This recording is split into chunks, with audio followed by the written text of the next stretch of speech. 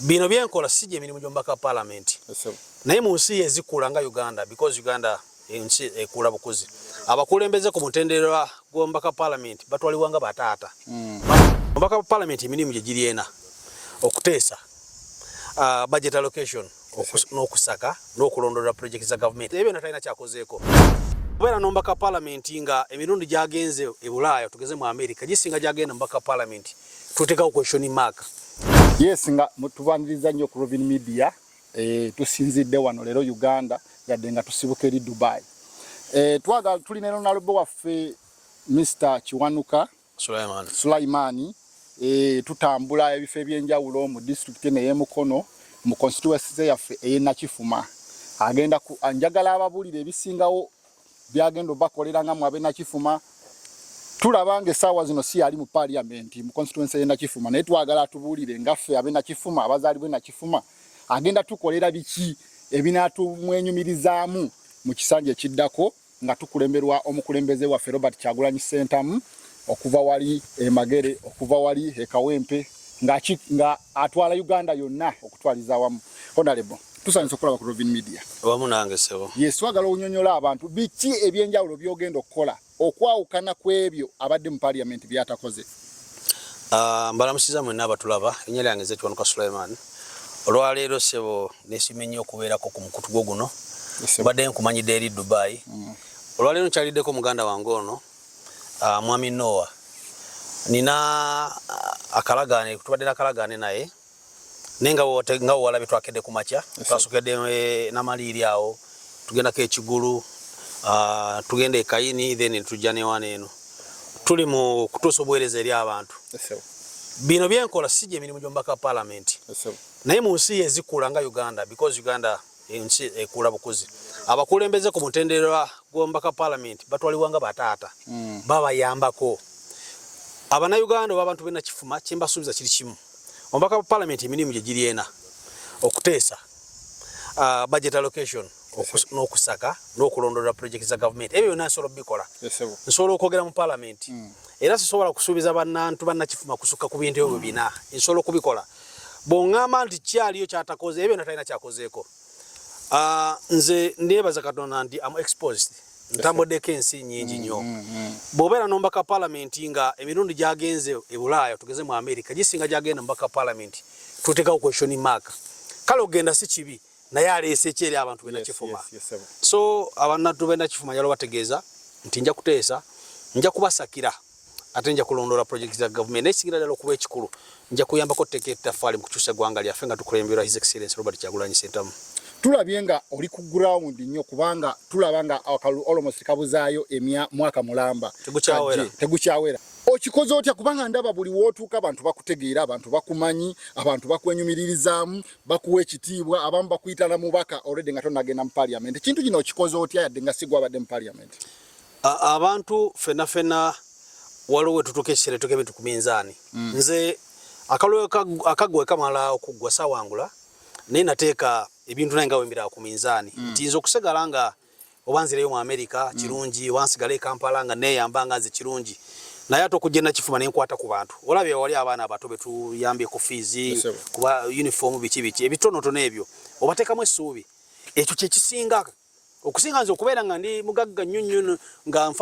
ngasa famire yange yokka so abantu njagala bategeeza nti ngezezaako okusigala mu kubalaga nti ebintu wabawo kisingako ogerageranya kati nze nagerageranya naye ndaba nga kusigala abantu be Nakifuma nga nyambako nga woolabye kikisingako kuba ekirungi mu kuzimba eggwanga lyaffe. Tulabye nga social media kikulu mu kalulu kano akaffe n'omukulembeze waffe Robert Kyagulanyi Ssentamu advisinga nnyo abantu okubeera ku social media. Bw'okozeewo ki okufa okulaba ng'omanyisa abantu atakulabye leero ng'ozze mu kitundu kya wano abantu abo batalabye project z'okoze eno sayidi z'eno obasobozesezaayo okubamanyisa nti olina by'okola eno nga mu constituency ye Nakifuma. Tulina emikutu gyaffe kwe tuteeka ebintu byaffe naye nze abantu benjala nnyo bakitegeere nti ndi musiraamu akimanyi nti ebintu ebimu wogabirwa kuba Katonda oyagala akusiime bintu bingi bye tukola off camera ebira tubikola olw'okulaga abantu nti ddala omuntu alina okubeera bw'ati so ngezaako nnyo okuposinga wemba nsobodde naye nsingira nnyo ddala okweka ekyo kyembangabe olw'ensonga nti nsinga kwagala Katonda kunsiima. Okay, kakati tulabye project nyingi zogezezaako okukwatamu omusajja ogambye ova USA kituufu oyinza okuba olina akasente ne project zino tuba ziri very expensive ate oba oliawo nga process eyo ekyatwala obudde buwanvuko okikoze otya olina sente nyingi nnyo oba just okikola lugamba nti mukama yalimpa si sente nyingi nnyo kati wotunuulira ku makya wali ku God's Grace we twasoose amabati 10 you don't need to be so rich okugula amabati 10 kituufu tusanze wano omwana fees wa mitwalo 12 tuwetaka kuba mugagga nnyo okusasula emitwalo 12 ebitabo wali wana betwadde ebitabo bina buli kitabo kya 10 oba 2 oba 3 ebintu ebisinga tebikwatagana tolina kuba mugagga nnyo wabula kiva ku kiringa kyenagambye nti nasalawo mbere wa mugasa eri abantu benna kifuma kuba kisingira ddala okuba ekikulu tulabye project eno yetuyimiriddeko essomero ddene gye tuva eri abaana gye bali essaawa zino bapangisa naye batugambye nti otadde ettaffaali ddene ku project eno ndowooza wa kamera wandibadde obalaga project bwetambula okutuuka eri project nnene naye omukulu ono nga nnyini ssomero oba nnyini ssomero oba director oba headmaster agambye nti oli mpagi nnene ku project eno watandika ddi okolagana n'omwami ono mukwataganye muti okubeera nga osobola okubeera nga obaako ettaffaali ly'oteeka ku project enenene bweti omukulu ono namusanga ndowooza twali ku kisaawe wali bamusuuta omulundi ogwasooka ye yali amanyi nze nali simumanyi nanneyanjulira naŋŋamba alina essomero ebiseera ebyo yali ayina gwakolagana naye nga balina essomero era nampita ku sipiikidere ŋŋendayo nembawa sementi eyasookera ddala wayita akabanga nankubira esimu naŋŋamba wali navaawo ne natandika nange ewange era nina essanyu lingi nti olwaleero nze ne mukwatira nga mulaba ebintu bino tebikolebwa muntu wa bulijjo awaddeyo amaanyi ge gonna nga ye mumanyi nti n'abazadde tulwa okusasula fees naye alwanye nnyo ne project namwe mugiraba naffe tugasseeko ekyaffe kyetugasseeko olunaku lwaleero naye ate njala lumusuubiza era nga ye mugambye nga tuli kusoma tetugenda kukoma wano kubanga nze nkimanyi bulungi nti singa nteekawo embeera omwana n'asoma nafuuka ekyenjawulo asobola ofuuka Kyagulanyi w'enkya ng'alise wano oba asobola ofuuka Kiwanuka w'enkya akasembayo kenjagadde twogereko nga wenkugambye ndi constituency eno erina Kifuma ekiikirirwa omubaka mulala ate yaweebwa kaadi ekibiina kyotembeeta kubanga obwedda nkuwulira oyogera ku Robert Kyagulanyi Ssentamu oyogera ku Ssaabasajja Kabaka tosobola kwogera ku Robert Kyagulanyi Ssentamu nga toli wa NUP ng'ekibiina omuntu oyo oteeseteese embeera ki gy'otaddewo nga ggwe kubanga tulaba nga ku kalulu k'ekawempe abantu ba consideringa abantu ku ground bamumanyi batya ku social media engeri jattamu ebibuuzo responsibilities ombaka wa parliament tulabye ng'ozitegeera bulungi responsibilities zaye naye gwe ku ground kuno nga gwe okakasizza otya nti Robert Kyagulanyi Ssentamu agenda kuwa kaadi esobola kubanga ssaawa zino si gwagiyina tubuulire obukodyo bw'okozesa oba bw'osuubira okukozesa okuwangula kaadi ya NUP nga NUP egikuwa mu bulambalamba ng'egijja kwagiyina essaawa zino njagala okutereeza mu katono president wange omulungi si dictator si agaba kaadi wabula secretary general waffe ekibiina yavaayo n'atulambulula n'agamba nti ku mulundi guno